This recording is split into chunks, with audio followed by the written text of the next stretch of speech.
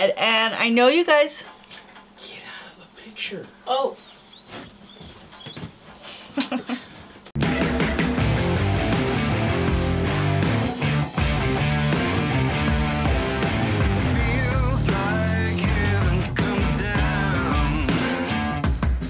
Deadly Tarantula Girl coming to you from my private serpentarium. Welcome. Tonight to bring you an African Sulcata tortoise video. I was gonna say this is an update, and it is, but on the other hand, I've got some new little tots to show you guys tonight. And I have some older Sulcata videos, and a lot of people have asked for updates on those animals. So these are some new babies, and I'm gonna show you some of my older guys too. Let's get started. Here are a few of the babies that I have from two little clutches that hatched out in October. It is now the very last week of December. This baby hatched out toward the end of October, and these two came from a clutch that hatched out toward the beginning of October. And you can see there's just a little bit of size difference. They tend to grow the fastest when they're very young. They need a primarily vegetable / hay-based diet at this size. I don't recommend giving fruit to these babies at such a young age, except very, very sparingly. Just like any other kids, once they get a taste of that sweet candy, they don't want to eat their veggies anymore, so you do have to be careful with that. One bit of care that is a little bit different when you have a hatchling from an older Sulcata is that they do need a higher humidity rate, and most vets do recommend that they get a soak once or twice a week. These are not aquatic turtles in any way, so you do have to be very, very careful to put them in room temperature water that is very shallow. Actually use a container that can actually be tipped so they can get completely out of the water if they get too sleepy and they just don't feel like holding their head above the water. And I only give them maybe 2 millimeters of water at this size. Just enough that they can kind of splash around in and damp their shells. And they usually really enjoy running around and playing in the water. And they also do need to stay supervised at this age while they are soaking in their water. I just think that they are absolutely adorable. They're so beautiful. And these are all normal colorations, but you can see that they can vary in color to some degree, with some having lighter and some having darker shells. Aren't they adorable? Next, I wanted to show you this het ivory. So basically she has a normal coloration. She is older, and you can see that she has some pyramiding on her shell. When this animal first came to me, it was very severe. She had been fed an imbalanced diet in her youth. She has not grown as much as I would like ideally, but it's because we have been having her on a strongly vegetable-based diet.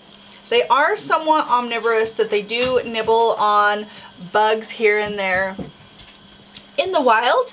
However, a lot of commercial turtle diets have too much protein in them, and since a pellet is much easier to feed your tortoise than giving them fresh fruits and veggies every day, people tend to do that. And so we have really had to watch her diet, and so we can correct that pyramiding in her shell. And I don't recall if I've ever shown her before, but it was much more severe about a year ago, and she's recovering very nicely. So her name is actually Jessica, in honor of Jessica Ivory of Ivory Reptiles out of Corpus Christi. So if you're watching this one, Jessica, you might not have known that I have an animal, which is your namesake. Here is an older female, and sadly I just woke her up from a little nap, so she's feeling a little bit timid. But you can see her spurs are already very defined on her legs.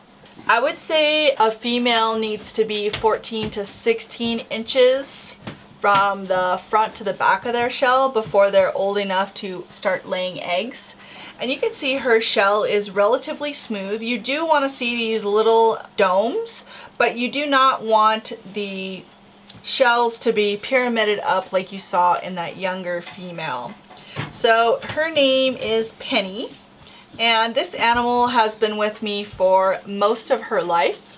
I actually purchased her for a friend of mine for her birthday. Over the course of time, she decided that this commitment was not for her, even though she said that's what she wanted. And she actually gifted the tortoise back to me, which that was kind of the arrangement. Penny has been happily living with me for maybe the last 12 years of her life. When I got her, she was maybe 3 inches from the front of her shell to the rear, and you can see she's grown very, very nicely. You can grow most reptiles quickly if you really want to rush them into breeding. I don't particularly endorse that in general. Ideally, I would love for her to become a mother, but she's growing at her own rate and very beautifully. She's very healthy, and I'm very happy with her development. So this is sweet little Penny.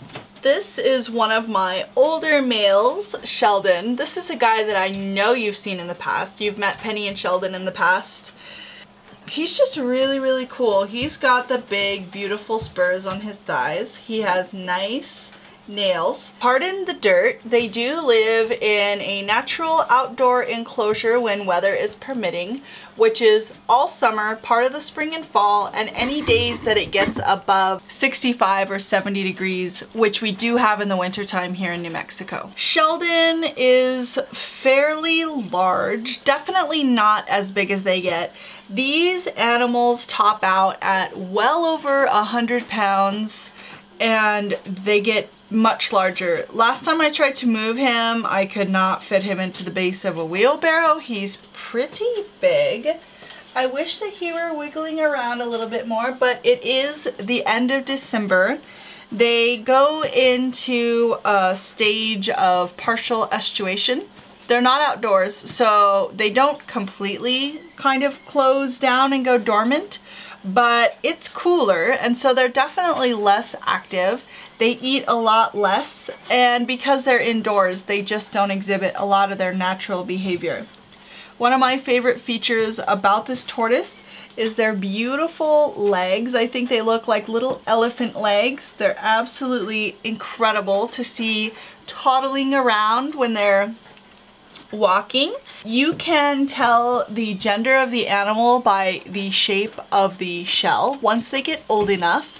If you have a group of sulcatas that are the same age, usually the males will grow faster, larger. So at that time you can get kind of an idea if you see a distinct size. The biggest ones are probably males, and your tiniest little ones are probably your girls. Your ones that are in the middle you won't be sure about until they get older. A sign of a healthy sulcata is a relatively smooth shell with just these little buttons at the domes. Them, of course, not having any lesions or any type of wounds. Healthy body weight, which is difficult to tell in a tortoise. You don't want to see fat gushing out the side of the shell, but on the other hand, you don't want it to be hollow when you reach in there as well. Also, you can tell by how heavy they are. If you go to pick up a tortoise and they feel lighter than they appear, that may be an animal that's underweight. And of course, to be sure, you would want to refer to a veterinarian's guide on that species and that ideal weight and size. You would want an animal that is willing to eat and has bright, clear eyes. Other than that, for the most part in the wintertime, this is just kind of what they do. I absolutely love this species. It's the world's 3rd largest species. The only tortoise I love more is the world's very largest species, which I do have one Aldabra tortoise, and I will be featuring him in another video coming up soon. My Aldabra is young. He's probably going to be 7 or possibly 8 years old this next coming summer. And his name is Nemo because it took me years and years and years to find him, and I absolutely adore him. So this was the African spur-thighed tortoise. The scientific name was recently changed to... Get out of the picture. Oh. Their newest scientific name is Centrocalus sulcata. The species is still the same, although the genus has been updated. As you guys know, this is one of my favorite tortoises. I hope you guys enjoyed this one. I hope you guys enjoyed seeing how big and beautiful my Sheldon has grown. I love him, and I hope you love him too. Let me know below what your favorite species of turtle/tortoise is, and I'll see you guys soon.